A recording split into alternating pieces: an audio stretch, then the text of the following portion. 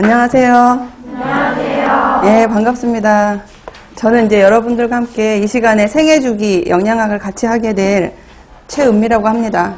낯선 얼굴도 있고 뭐 그렇습니다만은, 자, 이제 한 해가, 복잡한 작년 한 해가 지나고 이제 새로운 해가 시작이 됐어요. 그래서 마스크를 벗고 과거적 관계 증명서에 없는 사람이랑 대화할 수 있는 유일한 공간이 강의 시간입니다. 저는. 여러분들은 끼고 있지만. 그래서 좀 자유로움도 있긴 한데, 아무튼 이제 여러분들이 새롭게 긴 장고를 한 끝에 이제 꿈을 계획하고 한 발짝 딱 다시 재수가 될 수도 있고 초수가 될 수도 있는 상황에서 함께 하게 된 거에 대해서 일단은 제가 응원의 박수를, 그리고 엄청난 에너지를 주겠습니다, 여러분들. 근데 이제 뭐가 있냐면, 그렇게 함께 가게 된 게 되게 기쁘고 설레이고 기대도 있지만 여러분들이 갖고 있는 거에 대한 부담감이 사실은 굉장히 커요. 여러분들이 이 기간을 끝까지 중간에 포기하지 않고 갈 수 있는 원동력이 돼줘야 될 텐데, 그런 힘을 어떤 방법으로 주면 좋을까라는 걸 고민을 많이 했고, 또 이제 포기하려고 할 적에 어떻게 다시 손을 잡아줄 수 있을지. 긴 시간이거든요. 3월에 시작을 했지만 끝이 나는 거는 11월 말 정도 돼야지 이제 뭔가가 드러나는 상황이 되기 때문에 긴 시간 동안 막 힘들고 지치고 그런 것들이 굉장히 많아요. 목표가 있으면 더더군다나.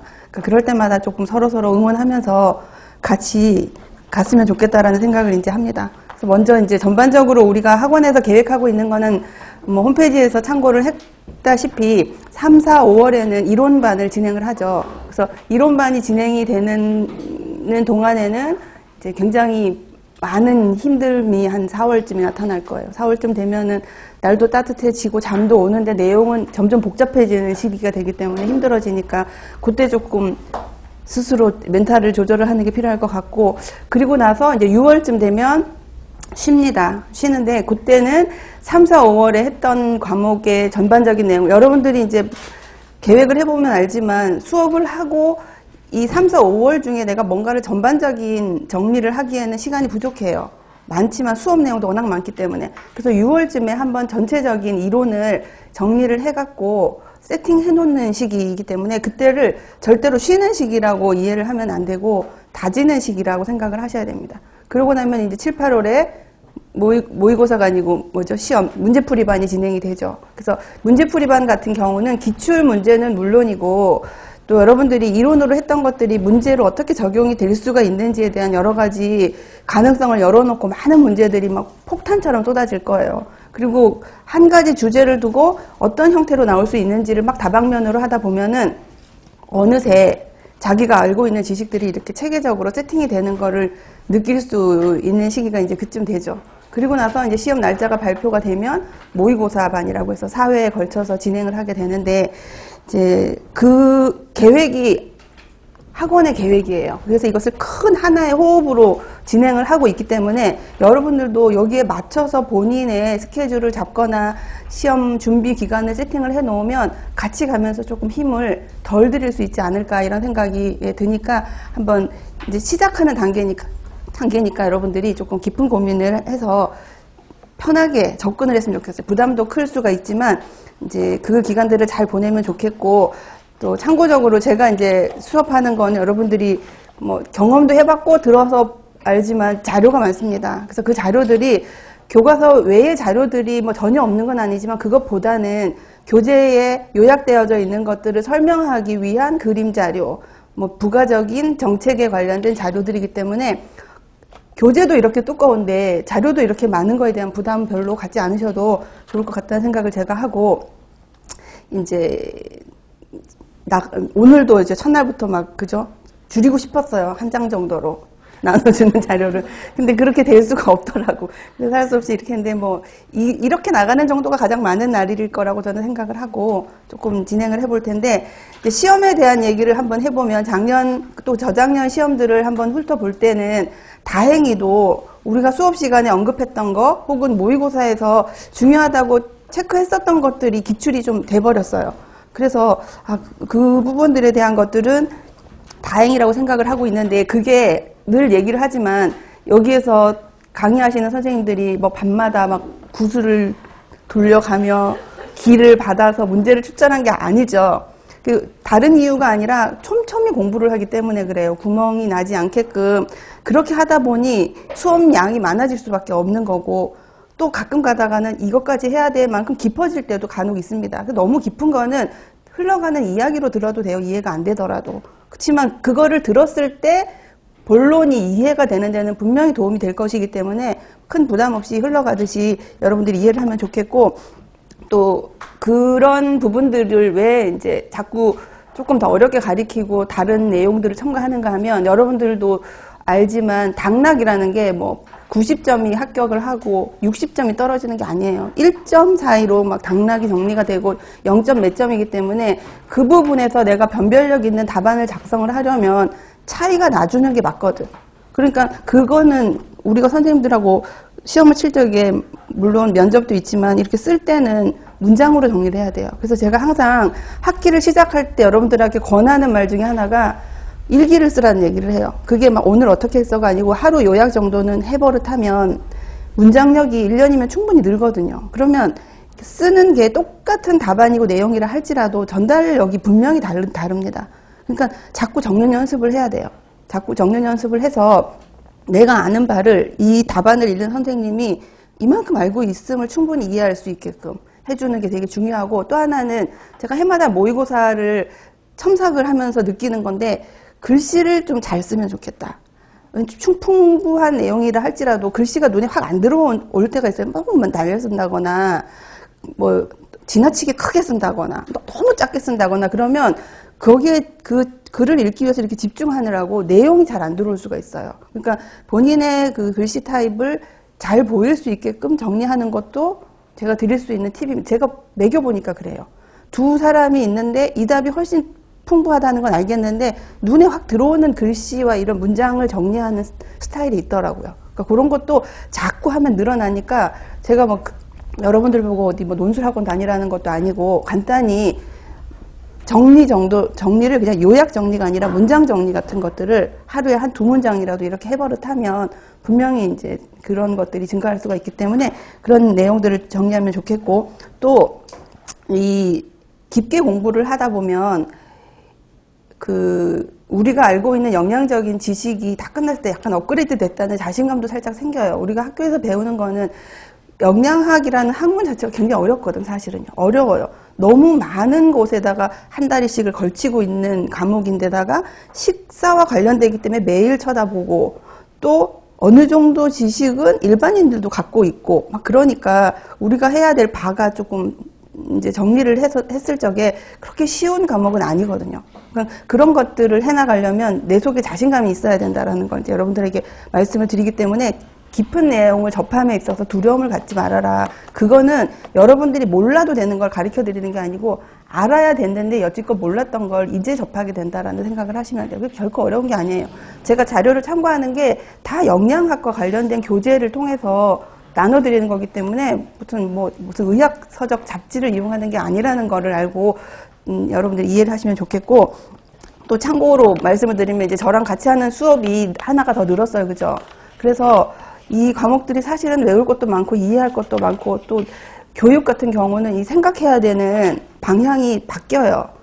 나머지는 과학, 자연과학인데 이건 인문과학이란 말이에요. 사람의 마음을 읽어야 되는 거라서 관점을 확 바꿔서 교재를 접해야 되고 내용을 숙지해야 되는 거기 때문에 이제 그런 부분들을 나갈 적에는 또 이제 새롭게 머리를 이렇게 한번 흔들어서 털어내고 이제 공부를 지금은 털 필요 없지 그렇게 하면 좋겠습니다. 그래서 이제 커리큘럼에 맞춰서 하면 좋겠고, 또 이제 전체적으로는 여러분들이 첫날이니까 제가 하는 말은 막 부담도 있고 나 너무 잘하고 싶고 어떻게 해야 될지 막 꿈이 큰데 그런 거 이제 털고 그냥 일단 처음이니까 정해놓은 룰을 따라서 내가 그냥 몸을 맡겨서 따라만 가야지라는 가볍게 접근을 하시면 좋을 것 같아요. 그리고 계획된 대로 가다 보면 한 4, 5월쯤 되면 내 삶이 여기에 흠뻑 젖어서 계획이랑 수업이랑 내 몸이 같이 돌아가고 있는 걸 느껴지기 때문에 너무 거기에 대해서 내가 지금 준비가 돼 있을까? 뭐 이런 고민들은 굳이 안 해도 될 것 같다는 생각을 제가 합니다.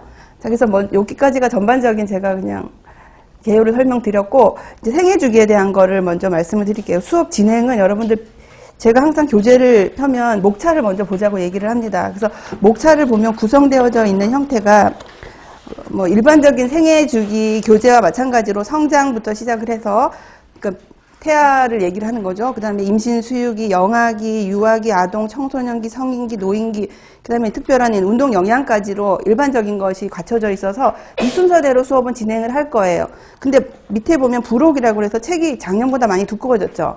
그게 작년에 12월 23일에 마침 이 영양소 섭취 기준이 재개정이 됐어요. 그래서 내용이 생각보다 많이 바뀌었습니다. 수치가 바뀌어진 것도 있지만 보는 관점이 바뀌어진 인자들이 많이 늘었기 때문에 그것들에 대한 걸 우리가 이제 미리 알아야 됩니다. 그래서 그거를 요약도 했고 또 이 요약이라고 하는 부분들은 오늘 프린트물에도 나갔지만 보건복지부에서 보도자료로 나온 자료가 있어요. 그거를 이제 우리가 보기 좋게 제가 정리한 걸 함부로 드렸고 그 다음에 전체적으로 어떻게 변했는지에 대한 게 2번에 있고 3번에 이제 영양소별 특징은 보시면 한번 그냥 아무 페이지는 한번 보세요. 뒤쪽에 한 190 몇 페이지 정도쯤에 170쪽에 보면 각 영양소별로 앞에 약간 세모로 돼 있는 마크를 찍어서 쭉 정리를 했죠. 그러니까 이게 뭐냐면 영양소 섭취 기준 이번에 발표된 거에 각 영양소들에게 있어서 특징과 대사를 정리해서 이만큼 두껍게 책이 나왔단 말이에요. 책이 나온 게 아니기 파일로 나왔는데 제가 이걸 뽑으니까 이렇게 두꺼운 걸로 4권이 나오더라고요. 그러니까 그거 중에서 그 대사와 우리 특징들을 요약을 했어요. 정리를 해서 그거를 또 추렸어. 그러니까 많이 줄였지만 이렇게 많은 거죠. 그것들을 다 적었는데 이거는 수업 시간에 자 몇 페이지에 이걸 할 겁니다. 이렇게 하는 부분은 아니고 여러분들이 주로 고급 영양학에서 이거를 이용할 수 있지만 우리가 생애주기라든지 다른 데서도 영양소를 우리가 해야 될 적에 탄수화물을 한다 그러면 그 부분을 쭉 읽어보세요. 읽어보면서 제가 이거를 이렇게 제시를 하고 자료를 줄 때는 제가 하고자 하고 싶은 그런 형태는 뭐냐면 여러분들이 읽어요. 읽다가 뭐 지질 같은 경우는 굉장히 내용이 많아요. 문장이 많단 말이에요. 그러면 첫 번째 문장은 내가 알아. 그럼 거기다 마크를 해. 아는 내용이면 그 쭉 내려가다가 어느 순간에 모르는 문장이 나올 수가 있어요. 대사도 잘 모르겠고 처음 보는 내용, 지질에 이런 내용이 있었어? 그런 게 있으면 놔둬요. 그리고 또 쭉 내려가. 그럼 나중에 보면 내가 모르는 게 드러난단 말이죠. 아, 이건 내가 모르는 거야. 그러면 수업 시간이라든지 다른 자기가 공부를 해서 알게 되면 또 마크를 해요. 그럼 나중에 후루룩 보면 이 내용은 뭐냐면 적어도 영양학을 알고 교사를 시험 치는 상황이라면 이 정도는 알아야 된다는 내용들을 추렸기 때문에 내가 전체적인 개요를 숙지했구나를 내가 가시적으로 눈으로 확인하는 거예요. 이런 거 없이 하면 내가 공부를 다 했나 싶은데 요것들이 하나하나가 사실은 어떤 한 2줄짜리 문장은 고급 영양학 같은 경우에서는 막 서너 장짜리 단원이 될 수도 있겠지만 그걸 내가 이해가 됐으면 마크를 하고 넘어가는 거죠. 나중에 보면 빈칸이 있으면 내가 탄수화물에서 요건 안 했네? 이게 무슨 내용이었지? 그리고 또 다시 찾아볼 수가 있는 거예요. 그래서 그게 모두 마크가 돼 있다고 하면 그래도 내가 개론을 다 했다. 탄수화물 중에서 내가 알아야 될 부분은 했다. 그리고 그 안에는 생애 주기별로 요약되어 있는 부분들도 있는 영양소들이 있거든요. 그러니까 그렇게 하면 내가 나를 체크할 수 있는 체크리스트로 여러분들이 쓰면 좋겠어요. 내용도 매우 중요하고 잘 나와 있긴 한데 그렇게 쓰면 계획하고 이제 나를 점검할 수 있는 걸로 쓸 수가 있으니까 참고하시면 되고 또 특별한 거는 일부러 찾아가서 우리가 수업 시간에 볼 수도 있습니다. 순서대로 페이지를 넘겨가며 하지는 않더라도 그 단원에서는요. 그러니까 그런 것들을 참고를 해서 여러분들이 볼 건데 오늘부터의 수업은 일단 성장과 발달에서부터 출발하는 게 아니고 부록을 먼저 할 거예요. 부록에서 영양소 섭취 기준이 어떤 식으로 바뀌었나 그리고 아시겠지만 영양소 섭취 기준이 어떤 구성으로 이루어졌나를 먼저 본 다음에 왜냐하면 이 영양소 섭취 기준이 영양학하고 가까운 것 같지만 사실은 생애주기예요. 생애주기의 내용으로 정리된 두꺼운 책이라고 볼 수가 있습니다. 그러니까 여기에 대한 걸 한번 정리를 하면 생애주기로 넘어갔을 때 훨씬 이해도가 좋기 때문에 이걸 할 건데 시간은 한 2주를 할애할 거예요. 이 뒷부분에 1, 2에 해당이 되는 걸 프린트물과 함께 정리를 하면서 그래서 여러분들이 처음 요번에 제정되는 것들도 있고 개정된 것도 있고 새로 유입된 것들도 있어요. 그러니까 그거를 정립하는 시간으로 가볍게 이제 진행을 하려고 합니다. 그래서 이렇게 우리가 영양과 관련된 것들을 보면은 먹는 거기 때문에 가까워서 편하긴 한데 너무 많은 사람들이 공유를 하기 때문에 내가 정말 전공자야? 라고 하는 부분에 대해서 조금 의심이 들 때도 있고 누군가가 영양학 전공했다면서요 하면서 딱 물어오는 물음이 이 질이 점점 높아지고 있어요. 나도 모르는 걸 많이 묻고 아침 TV 같은데 이런 걸 보면 어때요? 건강하고 관련된 게 엄청 많아요. 정말 새로운 것들이 속속 들어오고 있고 너무 재밌는 거는 제가 한 일주일 전에 발견한 건데 아침에 어떤 의사 선생님들이 가운 입고 나와서 막 이런 얘기를 막 뭐에 대한 걸 하잖아요. 요즘은 식이섬유도 많이 하고 뭐 관절에 대한 것도 많이 해요. 그런 거를 방송을 하고 있을 때 채널을 돌리면 홈쇼핑 어딘가에서 그걸 팔아요. 나는 그게 너무 신기한 거야. 분명히 내가 봤는데 돌리다 보면 여기서 그걸 파는 거야. 그러니까 이게 서로 커뮤니케이션을 하면서 우리 내일 아침 8시부터 식이섬유에 대한 걸 할 거니까 뭐 그런 걸 파는 거를 이제 정보를 받아서 올리는가 봐. 그러면 나도 막 그걸 듣다가 위기감을 느끼고 그걸 보면 사야 되나? 막 이런 생각이 들더라고. 그러면서 귀를 막 기울이게 되는 거예요. 그러니까 세상이 너무 막 급빠르게 영양에 대한 관심이 올라가고 있거든요. 근데 여기서 우리가 차별화를 둘 수 있는 건 뭐냐? 별로 반갑진 않겠지만 생화학하고 생리학에 대한 부분들이 내 속에 바닥에 베이스로 깔려 있으면 되게 자신감이 있어요.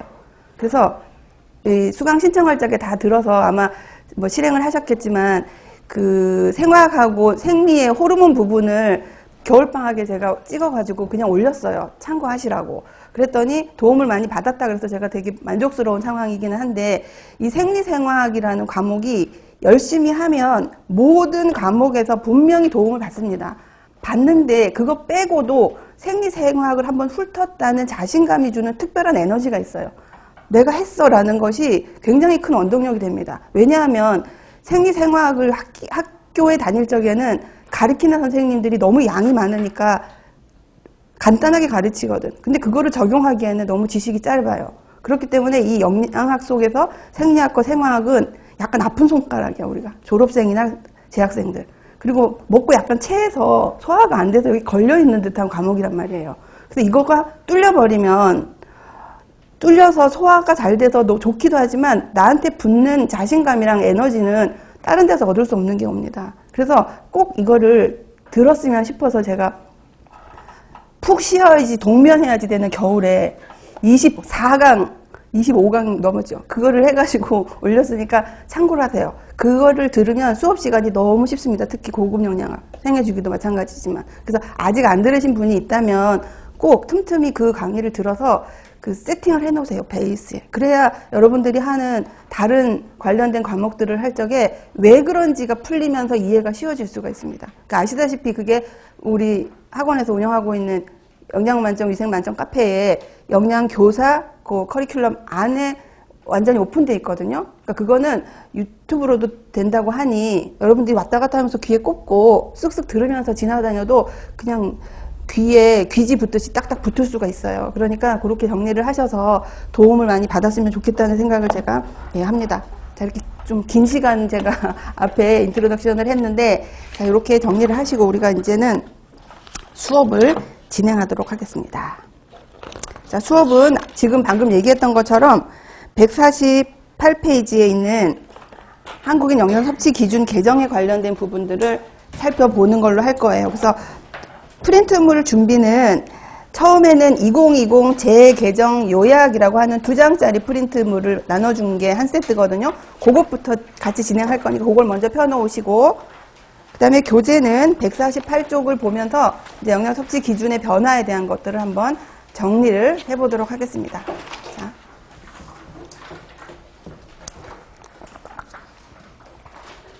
자, 교재는 요약된 것이기 때문에 프린트물을 먼저 보겠어요. 프린트물 재개정 요약을 한번 보실게요.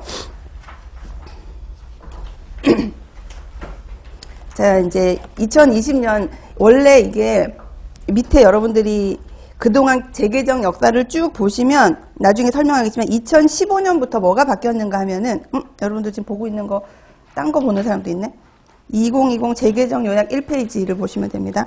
거기 2015년에 보면 이 영양소 섭취 기준이라고 하는 것이 국가 차원으로 제정이 딱 됐어요. 그러면서 이게 재개정이 되면 발표를 누가 하는가 하면 보건복지부 장관 이름으로 이걸 하게 돼 있어요. 그래서 작년에도 박능우 보건복지부 장관이 자기 이름으로 이렇게 딱 발표를 했더라고요. 개인적으로 그분을 많이 좋아하지는 않습니다, 제가. 그래서 자, 2020 먼저 볼게요. 한국인 영양소 섭취 기준 재개정 방향이라고 되어서 어떻게 바뀌었는가 이제 한 가지가 추가되기도 하고 뭐 이런 내용들이 있어요. 보시면 옆에 글을 먼저 보시면 2020 한국인 영양소 섭취 기준에는 안전하고 충분한 영양을 확보하는 기준치인 평균 필요량, 권장 섭취량, 충분 섭취량, 상한 섭취량이 정해졌고 그 다음에 만성질환 위험을 감소를 고려하기 위해서는 에너지 적정 비율과 만성질환 위험 감소 섭취량이라는 것이 생겼어요. 그래서 없던 게 생겼죠. 마지막에 5번째가. 그래서 원래는 우리가 영양소 섭취 기준을 설명하면 선생님들이 항상 이렇게 썼어요. 평균이 있습니다. 그 다음에 권장이 있고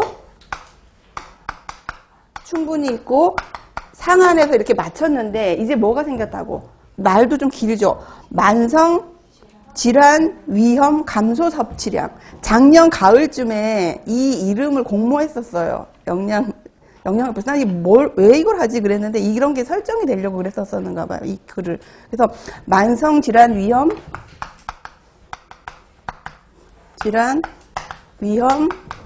감소 섭취량 너무 길죠. 근데 오늘 수업 3시간 마치면 이게 입에 딱 붙습니다. 얼마나 많이 할지 아시겠죠? 그래서 이렇게 정리가 되어지는 걸로 이제 바뀌었다. 근데 얘를 보는 시각은 얘네들하고는 달라요. 관점이 달리 진행이 되기 때문에 주의를 해야 될 필요가 있습니다. 그래서 여기서 그림을 먼저 보면은 이렇게 제시를 할 때 평균 권장 충분은 결핍에 대한 거. 우리가 예전에는 2가지만 했어. 결핍에 대한 거 3개를 구하세요.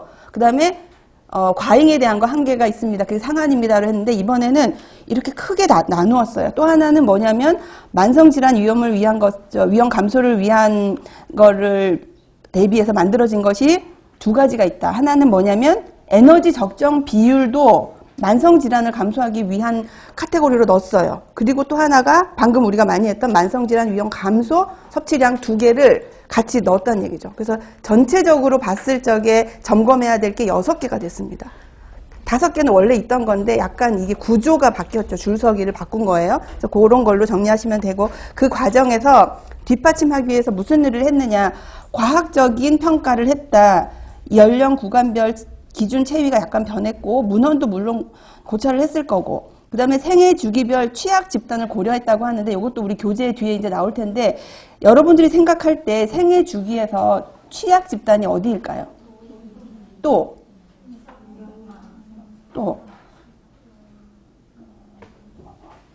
여기 영양섭취 기준에서 얘기하는 취약 집단은 성인기 빼고는 다 취약 집단이에요. 다 취약 집단으로서 특별 관리하는 걸로 봅니다. 그래서 취약 집단은 영아기부터 시작을 해서 성장기, 성인기 빼고 노인기까지가 다 취약 집단으로 해서 특별하게 그 연령대의 거는 별도로 설정을 했다라고 볼 수가 있는 거고 그 다음에 실태조사는 한국인 영양소 섭취 실태를 했고 어떤 걸 먹는지 급원식품을 데이터베이스로 했습니다. 라고 했습니다.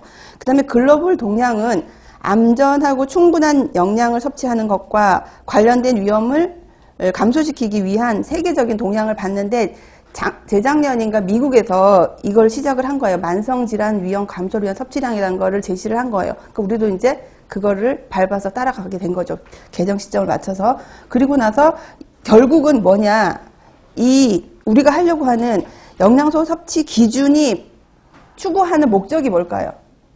제일 위에 보세요. 2020 한국인 영양소 섭취 기준 발간 및 보급으로 건강을 유지하고 증진하며 식인성 만성질환 위험을 감소하기 위한 것을 보건복지부에서 딱 목표로 세우고 이거를 진행했다라는 것이 이 모식도에서 우리가 볼 수가 있는 겁니다. 그래서 이건 참고사항으로 보시고 자 밑에는 한번 이걸 훑어볼 필요가 있습니다. 그래서 제가 표를 그대로 따왔는데 우리가 권장량이라는 이름에서 출발을 해서 쭉 진행을 해왔어요. 역사적으로. 언제부터 하냐면 1962년부터 했다고 해요. 외울 필요는 없지만 여러분들이 흐름을 본다면 이때는 FAO 한국협회라고 하는데 FAO가 뭐죠?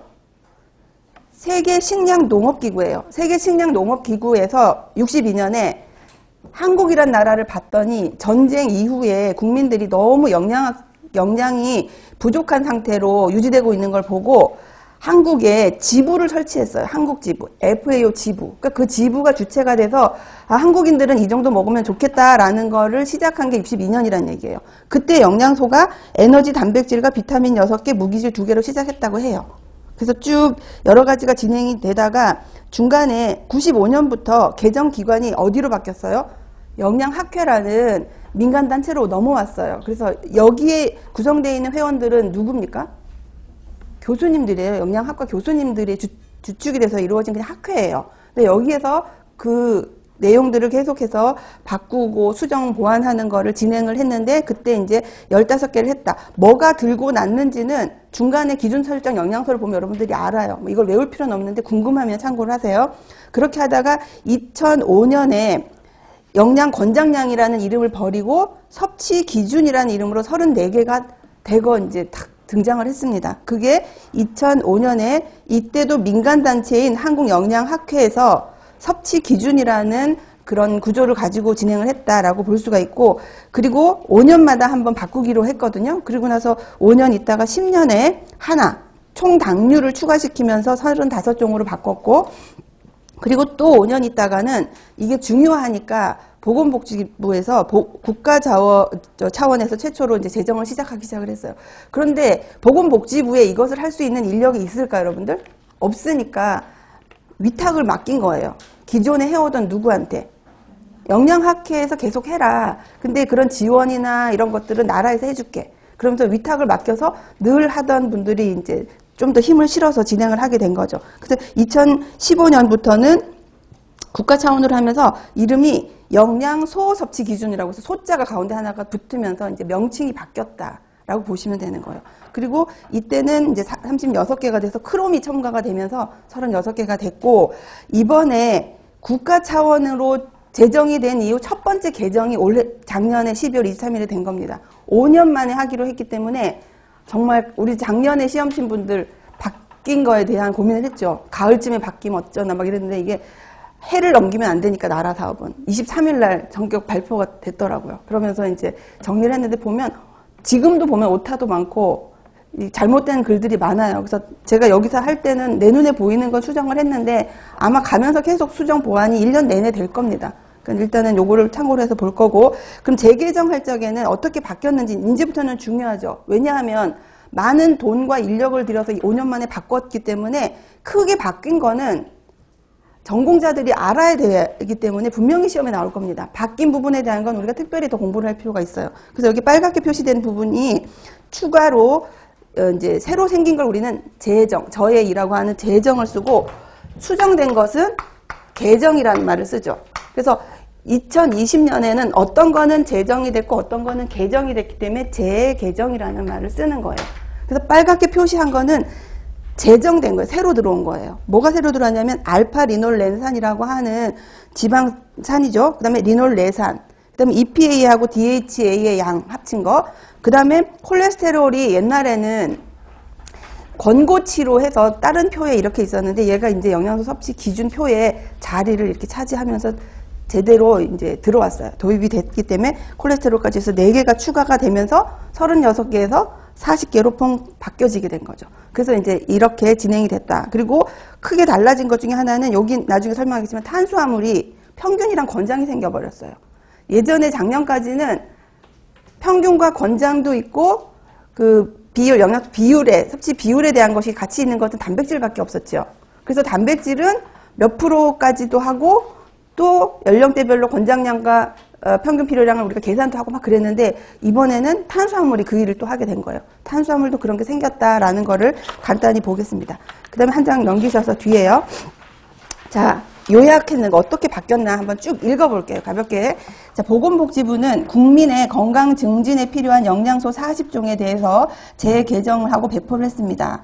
그래서 이것을 배포하게 된 법률의 근거는 뭐냐? 국민영양관리법에서 처음에 국가 차원으로 제정한 후 그 개정 작업을 하기로 약속을 했는데 어떻게 했냐면 한국인 영양소 섭취 기준을 매 몇 년마다 5년 주기로 재개정하여 하기로 규정을 했기 때문에 2015년에 제정한 거를 이제 2020년대에서 개정을 했어요. 법적 근거는 국민영양관리법에 의해서 5년마다 개정하기로 했으므로 작년에 이루어졌다라고 정리를 하시면 되고, 각 그 섭취 기준에서 하는 일이 뭐냐면 각 영양소별 기능이에요. 이게 뭐냐면 이 책 뒤에 제가 요약했다는 부분들이 이 내용을 갖다 제가 붙인 거고, 한국인의 섭취 실태 조사도 있어요. 이거는 국민영양건강조사에서 먹었는 거를 지난 5년 동안 쭉 했겠죠. 5년 동안은 아니고 2007년까지 했는 걸 수록해서 조사해서 2008, 2009년 동안은 그것들을 취합해서 2020에 했기 때문에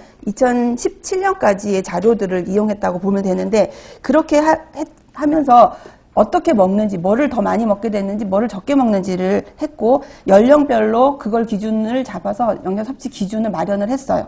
그리고 어떤 거를 많이 먹는가, 우리나라 사람들은 그런 급원에 대한 것도 했습니다. 그래서 이것을 잘 활용할 수 있게 했고, 특히라고 하는 말이 있습니다. 뭐냐면 비만, 당뇨, 심혈관계 질환 등 만성 질환의 증가 추세를 고려하여서 만성 질환 위험 감소를 위한 새로운 섭취 기준인 만성질환 위험 감소를 위한 섭취량. 이게 너무 길죠. 이거 좀 줄였으면 좋겠는데 아무튼 이렇게 됐어요. 그래서 감소를 위한 섭취량이 처음으로 제시가 됐다. 그래서 이거는 뭐냐면 이제 설명해 줍니다. 건강한 인구 집단에서 만성질환의 위험을 감소시킬 수 있는 영양소의 최저 수준의 섭취량이다. 여러분들, 우리가 상한 섭취량은 그것 이상 먹으면 건강에 이상이 나타난다라고 하는 분명한 과학적인 근거가 있을 때 제시를 했어요. 그죠? 근데 얘는 많이 먹으면 안 되는 물질이면 틀림이 없는데, 그것까지 그거보다 작게 먹으면 도움이 돼가 아니고, 밑에 한번 보세요. 이 기준보다 영양소 섭취량이 내가 많다. 일단 먼저 얘기하면 2300으로 정해져 있거든요. 내가 먹는 양을 했더니 3000이에요. 그러면 2300으로 줄이면 내가 건강적으로, 영양적으로, 생리적으로 도움을 받는다는 거예요. 2300만큼 먹으라는 게 아니고, 혹시 내가 그보다 많이 먹고 있다면 낮추면 도움을 받는다는 거죠. 근데 내가 2000만 먹고 있어요. 그러면 그 숫자는 그 의미가 없는 거예요. 그러니까 그게 목표가 아니야. 옛날에는 나트륨이 목표 섭취량이었는데 개념이 바뀐 겁니다. 그래서 그보다 많이 먹고 있다면 2300으로 줄였을 때 생리적으로 많은 긍정적인 변화가 오더라라는 자료를 갖고 시작을 한 조금 색다른 지침이다라고 여러분들이 이해를 하고 이제 보도록 하겠습니다. 그래서 어떤 걸 받는가 봤더니 19세에서 16세를 2300으로 했을 때 이것보다 많이 먹는다면 요까지는 낮춰서 먹는 거를 어떻게 한다? 권고한다라고 얘기를 해요. 설정을 했으면서도 이제 권고하는 거죠. 그리고 우리나라가 그럼 얼마나 먹는지 조사를 해봤더니 2008년 기준으로 3200 평균. 그러니까 우리나라 전반적으로 높은 거죠. 그러니까 이만큼 낮춰야 되는 거예요. 목표라고 할 만큼 높아진 거지. 전체적으로 봤서는. 그래서 줄일 필요가 있었습니다. 그리고 주요 영양소 섭취 현황을 요약을 했는데, 하나는 에너지 섭취량이 20대 여성에게서는 매우 낮고 50대 남성에게 있어서는 에너지 섭취량이 매우 높게 나타났어요. 지금 여러분들이 얘기하고 있는 이 얘기들이 시험에 출제될 때는 영양학이랑 영양교육이랑 짬뽕이 돼서 막 제시될 수가 있어요. 이걸 보여주고 이것을 위한 영양교육은 어떻게 하면 좋을까요? 그럼 거기에 관련된 예를 들어 탄수화물, 에너지 섭취가 문제가 된다면 이 에너지 섭취량은 어떻게 조정하면 될까요? 라고 이렇게 뭉쳐진 복합된 문제가 나올 수가 있고, 나라에서 이 세 가지 영양소거든요. 영양소에다가 워닝을 붙였어요. 위험이라고 우리가 빨간 딱지를 붙였기 때문에 신중히 봐야 될 필요가 있는 영양소다, 이렇게 이해를 하시면 돼요. 그래서 20대 여성의 에너지 섭취량은 낮고 50, 60대 남자의 에너지 섭취량은 높은 편이었다. 이건 생애 주기로 차이가 있었다는 거고, 50대 이상 남성에게서는 에너지 섭취량이 높았는데 탄수화물이 매우 높더라. 근데 75세 이상의 여성에게 있어서는 단백질과 지질이 매우 낮더라. 이게 낮아지게 됐을 적에 오는 생리적인 문제들이 또 우리가 드러나게 될 수가 있는 거죠. 그 다음에 이제 칼슘, 비타민 A, 나트륨을 얘기를 할 텐데, 칼슘과 비타민 A는 우리나라에서 아주 만성적인 문제의 영양소예요. 섭취가 늘지가 않습니다. 그래서 특히 칼슘의 경우는 남자 청소년의 경우에 대부분이죠. 84%면 얘들이 평균 필요량에 미치지 못했대요. 평균 필요량이면 아직은 우리가 안 했지만 기본적으로 알고 있는 상식선에서 그 연령 집단의 몇 프로를 만족하는 숫자가 평균 필요량입니까? 50%만 만족하는 숫자가 평균 필요량인데 80% 이상이 그 수준을 못 먹고 있다는 거예요. 굉장히 안 먹고 있는 거죠. 그죠? 그래서 섭취량이 미치지 못했고, 성인 여성에게 있어서 섭취량이 낮아서, 그래서 곰곰이 따져보면 엄마들이 자녀들에게는 우유 먹으라면서 자기들은 안 먹어. 그러니까 이제 이렇게 전체적으로 문제가 생기는 게 이제 국가적인 차원에서 조사를 했을 때 다 드러나게 된 겁니다. 그래서 골 감소증의 유병률이 높아지기 시작을 했고, 그 다음에 나트륨은 높은 상황이다가 아니라 무슨 높은, 매우 높은 상황이었다라고 했습니다. 그래서 굉장히 생명 현상에서 필수적인 기능을 하지만 고혈압을 비롯한 여러 가지 만성 질환의 위험을 증가시킵니다. 그래서 위에서 봤듯이 평균 나트륨 섭취량이 3,255로 굉장히 높아서 관리가 요구됩니다. 그리고 이제 마지막으로는 한국 영양소 섭취 기준은 우리가 이제 다음 주쯤에 할 텐데, 개인과 집단에 있어서 식사 계획을 어떻게 할 거냐, 그리고 내가 먹은 걸 어떻게 평가할 거냐를 조절하는 데 쓰일 수도 있고, 그리고 국민건강증진종합계획 혹은 국민영양관리 기본계획 등 정책 수립, 영양조사, 또 우리가 꼽는 것 중에 하나가 영양플러스 사업이 있어요. 그죠? 그런 것들, 또 식생활의 지침, 급식관리 사업 등에서 다 활용하기 위해서 이것을 재개정했다라고 정리를 했습니다. 자, 그래서 다시 3페이지로 한번 넘어가 보면, 처음이라 좀 지루하죠? 근데 안 지루합니까? 감사합니다. 나는 이렇게 그림 없이 글만 하는 거를 별로 좋아하지 않기 때문에. 근데 생애 주기의 초반이나 영양교육은 어쩔 수 없이 우리가 계속 말을 많이 해야 돼요. 그래서 이제 그런 것들을 잘 해나갈 수 있게끔 여러분들이 이렇게 호응을 막 열화 같은 박수와 막 이런 걸 막 보내줘야 돼요. 자, 3페이지에는 뭐가 있냐면, 자, 자료 분석을 했다고 했습니다. 자료와 분석을 어떻게 했는지 봅시다. 평균 에너지 섭취량과 에너지 필요 추정량이라고 하는 두 가지를 가지고 이제 에너지에 대한 걸 했는데, 아까 앞에서 봤듯이 청소년 남자들과 젊은 여성들의 경우에서는 에너지 필요 추정량에 비해서 섭취량이 부족했다라고 했어요. 에너지 필요 추정량이라고 하는 것은 에너지를 영양소의 하나로 봤을 때 평균, 권장, 충분, 상한이 있다면 어디에 해당하는 거예요? 에너지도 똑같은 방법으로 도출을 했어요, 숫자를. 그것도 다 뭐 50, 100까지 다 갈 수 있고 얘네들을 다 만들 수 있는데, 이 중에서 에너지는 에너지 권장 섭취량이 얼마예요? 우리 이렇게 말 안 하죠. 뭐라 말해요? 에너지 필요 추정량이 얼마입니까? 하면서 단수로 딱 나와요, 한 가지로. 그거는 이 중에서 어디에 해당하는 건가 하면 평균이에요. 평균 필요량에 해당하는 거를 에너지 평균 필요량이라 표현하지 아니하고 에너지 필요 추정량이라는 말로 대신해서 씁니다. 그래서 이게 별다른 게 아니라 에너지 필요 추정량은 평균 필요량에 준해서 나오는 말이다 라고 여러분들이 충분히 이제 이해를 하시면 됩니다. 그래서 이제 근데 이렇게 필요 추정량을 제시를 했음에도 섭취량을 봤더니 많이 부족했다. 5, 60대의 경우에는 필요 추정량보다 더 많이 먹었다. 이런 걸 우리가 봤고, 그러면 에너지 추정량을 했으면 적정 비율은 뭘까? 적정 비율은 에너지를 낼 수 있는 3개의 열량 영양소가 있는데, 탄단지라고 하는 걔네들이 내가 하루 종일 먹은 총 에너지의 몇 %를 각각 포함하고 있는지, 분포하고 있는지를 두어서 가장 우리 몸에서 도움이 되게끔 하는 적정 범위를 우리가 에너지 적정 비율이라고 얘기를 합니다. 그래서 여기서 보여지는 것처럼 2015년과 동일하게 제시를 했다고 했어요. 그래서 탄수화물 55에서 65, 단백질 7에서 20%, 지방은 15에서 30%를 적정 비율로 했습니다. 그 다음에 그 중에서도 근데 모유의 경우에는 그 섭취 비율이 40에서 50%임을 감안을 해서 1에서 2세의 경우는 적정 비율이 15에서 30이 아니라 얼마? 20에서 35%로 정리를 했다. 이렇게 보시면 되고, 포화지방산과 트랜스지방산의 경우는 과잉으로 먹었을 경우에 고혈압과 같은 심혈관계 질환이 위험한다고 하는 점에서 권고 수준으로 제시를 했는데, 이제 이거는 여러분들 포화지방산과 트랜스지방산은 만성 질환을 감소시키기 위해서 조절해야 되는 영양소일까요? 아니면 많이 늘려야 되는 걸까요? 조절해야 되잖아요. 그래서 얘도 사실은 만성 질환 감소를 위해서 연구를 했어요. 했는데 얘를 설정하기에는 자료가 부족한 거예요. 그래서 권고 차원에서 이름을 바꿔서 권고로 했습니다. 그래서 여기서는 권고 수준으로 제시를 했다. 그 다음에 다른 영양소에서의 이제 주의점을 보시면, 탄수화물의 경우는 과잉으로 섭취를 했을 때 심혈관계 질환의 원인이 될 수가 있는 영양소입니다. 이건 일반적인 내용이고요.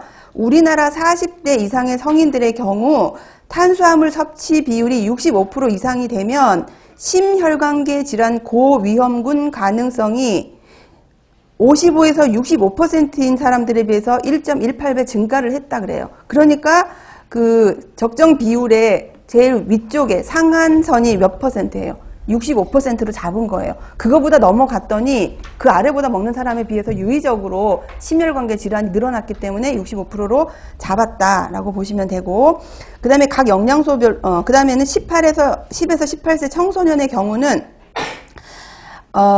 고탄수화물을 먹었을 경우에 그렇지 않은 섭취군에 비해서 수축기, 혈압에 얘네들도 문제가 있다는 거죠. 젊지만.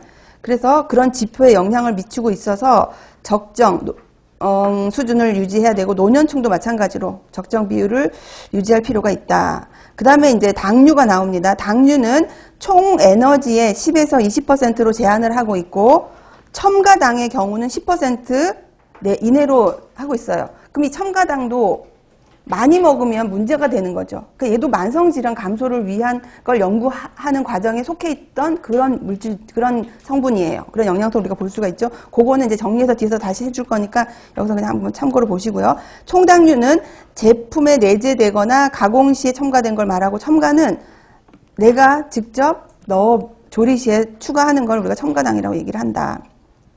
자, 그 다음에 단백질은 불충분하게 섭취를 하게 되면 성장기에는 성장 지연이 되고 면역력 떨어지고, 너무 많이 섭취하게 되면 당뇨나 심혈관계 질환의 발병 위험이 있기 때문에 기준이 필요하다는 거예요. 수준을. 그래서 7에서 20%로 잡았고, 그 7에서 20%로 잡은 근거도 우리가 나중에 한번 볼 기회가 있을 겁니다.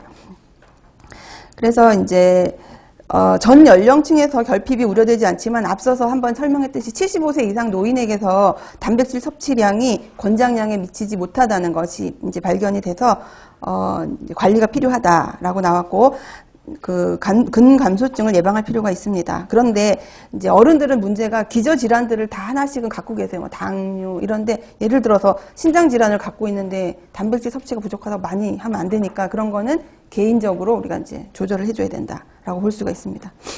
그리고 이제 영양소별로 급원식품들을 뭐 10개 순위로 쭉 몇 가지를 보여줄 텐데, 여기 보면 우리나라의 경우는 백미를 통해서 단백질을 생각보다 많이 섭취를 하는 편이에요. 우리나라가. 사실은 쌀이 단백질이 많은 성분은 아닌데, 우리가 먹는 양 속에서 단백질이 차지하고 있는 비율이 크다는 거예요. 백미를 통해서. 그 다음에 돼지고기 쭉 이렇게 순서가 나오고, 마지막 장을 한번 보시면, 자, 지방은 탄수화물과 단백질, 탄수화물, 단백질에 비해서 2배 이상의 에너지를 공급한다 그래요. 이건 무슨 근거예요? 1g당 탄수화물과 단백질은 4, 지방은 9예요. 그러니까 2배 이상이라는 말이 맞죠. 그러니까 2배 이상의 에너지를 공급하기 때문에 과다 섭취는 비만의 위험을 높이는 반면, 만약에 제한을 하게 되면 상대적으로 탄수화물 섭취가 증가하게 됩니다. 왜냐하면 배가 불러야 되기 때문에. 그거를 했을 경우에는 무슨 일이 생기는가 하면 콜레스테롤 수치가 증가할 가능성이 있다는 거예요. 그래서 우리가 이상 지질 혈증이 한국인에게 많잖아요. 그런데 그렇게 지질을 많이 먹지 않음에도 불구하고 나오는 이유는 뭡니까? 탄수화물 위주의 식단이기 때문이에요. 그래서 지방을 적게 먹고 탄수화물을 많이 먹었으니 지질에 대한 위험도는 나는 좀 감소될 거야 라고 하면 틀린다는 얘기예요. 탄수화물이 우리가 나중에 하겠지만 대사를 쭉 하면서 중간에 아세틸코에라는 물질이 되죠.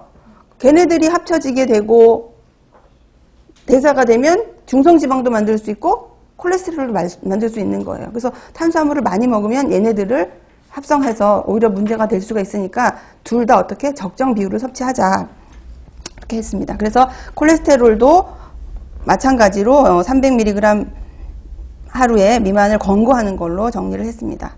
자, 그 다음에 밑에는 오메가3 지방산, 6 지방산 중에 필수 지방산의 경우는 식사를 통해서만 섭취가 가능합니다. 필수라는 말 자체가 반드시 먹으라는 얘기잖아요. 그죠? 필수라는 게 너무 중요한이라는 것이 아니고 모든 지방산은 다 중요한데 필수라고 하는 것은 먹어야 된다.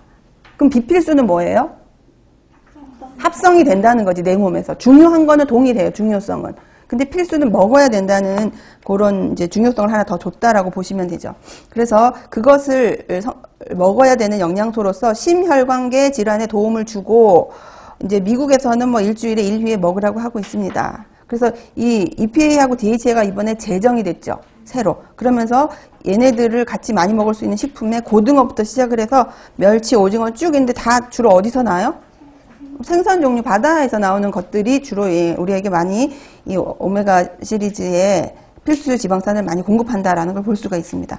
그 다음에 지방 중에서 총 지방은 어느 정도 먹으라고 하는 탄수화물이나 올해는 탄수화물이 추가됐지만 단백질처럼 이렇게 할 수 있는 지침이 없는 거예요. 그래서 계속해서 얘는 뭐만 나온다? 뭐만 제시한다? 지방은 에너지 적정 비율만 제시하고 있는 거예요. 세 가지 열량 영양소 중에서 탄수화물과 단백질은 평균 권장을 다 주는데 얘는 그런 거 없이 에너지 적정 비율만을 제시하고 있습니다. 그 대신에 이제 필수 지방산에다가 충분 섭취량을 제시하면서 이번에 올렸죠. 그죠? 새로 제정을 했습니다. 자, 그 다음에 기타 영양소, 칼슘, 비타민 A, 나트륨이 다시 나왔죠. 그래서 충분한 섭취가 필요로 하는 것 세 가지를 했는데, 칼슘은 뭐 위에 거는 일반적인 생리학적인 대사예요. 골격이나 또 혈액 응고, 근육 수축 이완, 세포 대사 등의 매우 필수적인 생리 기능을 합니다. 근데 먹었는 걸 봤더니 아까 봤듯이 84%가 2015년에 제시했던 평균 필요량에 미치지 못하고 있었고, 여성 성인의 경우에도 매우 낮아서 골 감소증 유병률에 취약하다라고 나왔습니다. 그리고 칼슘의 평균 권장 섭취량을 2020년에 제시를 하고 있는데, 여기 속에는 노인들에게는 보충제를 섭취하는 것까지 포함을 해라 라고 정리를 하고 있죠. 주요 식품은 멸치, 우유, 뭐 김치류, 요구르트, 달걀 등이 있습니다. 자, 비타민 A는 이것도 정상적인 성장이나 발달, 또 정상적인 면역 반응에 중요한 역할을 하는 지용성 비타민인데 배아의 성장, 발생, 시각 등에 영향을 미칩니다. 그래서 우리가 알다시피 어떻게 해요? 임신 중에 비타민 A가 부족해도 기형아나 사산될 수 있고, 너무 많이 먹어도 동일하게 나타나는, 양쪽에 다 그렇게 치명적인 영향이 나타나는 걸로 우리가 볼 수가 있는 것입니다. 자, 그래서 아까 얘기했다시피 2013년부터 2017년까지 국민건강영양조사 자료에 따르면 우리나라 인구에서 평균 필요량 50%로 정해놓은 그 숫자보다 적게 먹는 사람이 74.17%로 충분한 섭취를 요하는 걸로 나타났다. 그런데 이제 이게 뚝 떨어진 이유가 하나가 있었어요. 뭐냐면 2015년도에 단위가 레티놀 당량에서 레티놀 A가 붙은 게 뭘까? 활성 액티비티라는 게 붙었어요. 활성 당량으로 바뀌면서 동일한 양이라도 수치가 떨어집니다. 나누기를 2분의 1을 더하게 만드는 수칙을 이용했기 때문에 숫자 계산에 의해서 감소한 것도 사실은 있는 거예요. 기준을 바꿔버렸거든요. 2015년에. 그래서 이제부터 모여지는 거는 그 기준에서 했기 때문에 비교가 되는데, 이렇게 낮게 나타난 것 중 요인 중에 하나가 2015년에 레티놀 당량이라고는 RE 개념에서 RAE 개념으로 레티놀 활성 당량으로 바뀌어지면서 그 카로티노이드들이 가지고 있는 활성 각각에다 2분의 1씩을 더 나눠버린 거죠. 그럼 숫자가 반으로 줄겠죠. 그렇게 해서 숫자가 떨어지는 것도 영향을 미쳤다. 이렇게 떨어졌는데, 예를 들어서 보세요. 우리가 먹는 식품들이 비타민 A가 레티놀 형태, 비타민 A의 활성형으로 먹는 게 많다면 이 2분의 1이 적용이 되는 카로티노이드들이 적게 먹었을 경우에는 별로 차이가 없을 거잖아요. 왜냐면 레티놀은 변함이 없거든. 카로티노이드를 계산할 때 2분의 1을 더 곱하게 됐기 때문에. 그런데 우리나라가 어떠냐면 식물성 레티노이드들, 카로티노이드의 섭취율이 많은 거예요. 동물을 통한 레티놀을 먹는 것보다. 그래서 비타민 A의 급원 중에서 카로티노이드를 통해서 먹는 그런 식품이 많기 때문에 이 수치를 바꿨을 때 영향을 훨씬 크게 받게 돼버린 거죠. 먹는 식품의 종류에 따라서. 그죠? 그래서 우리나라는 식물성 식품의 섭취가 높기 때문에 그 비타민 A 섭취량이 크게 감소하는 계산에 의해서 숫자가 떨어졌다. 갑자기 덜 먹은 건 아니에요. 숫자가 이제 떨어졌다라는 겁니다. 그리고 그래서 비타민 A의 주요 급원 식품으로는 돼지고기, 소고기, 과일, 우유, 시금치 등이 쭉 있습니다. 그다음 나트륨은 정말 중요하고 체내 항상성이라든지 생리 기능에서 필수적인 요소지만 섭취량을 봤을 때 너무 높은 수준을 하고 있었다는 걸 계속 반복해서 얘기하고 있죠. 그래서 권장 섭취량을 설정할 과학적인 근거가 없어서 충분 섭취량을 일단 제시는 해요. 일반인들에게 있어서는. 그러면서 만성질환 위험 감소를 위한 섭취량이라고 하는 것을 새로운 걸 이제 제시를 했다라고 보시면 됩니다. 그래서 기준은 충분 섭취량이 1,500이에요. 성인의 경우. 근데 만성질환 위험 감소를 위한 섭취량은 2,300. 예전에 여러분 2015년에는 우리 어떻게 외웠어요?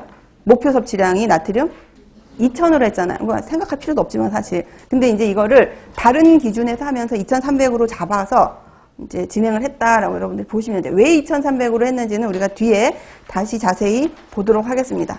이번 시간에는 이렇게 요 자료를 보는 걸로 잠깐 마치고 다음 시간에는 이게 교재 수업을 진행하도록 하겠습니다. 잠깐 쉬겠습니다.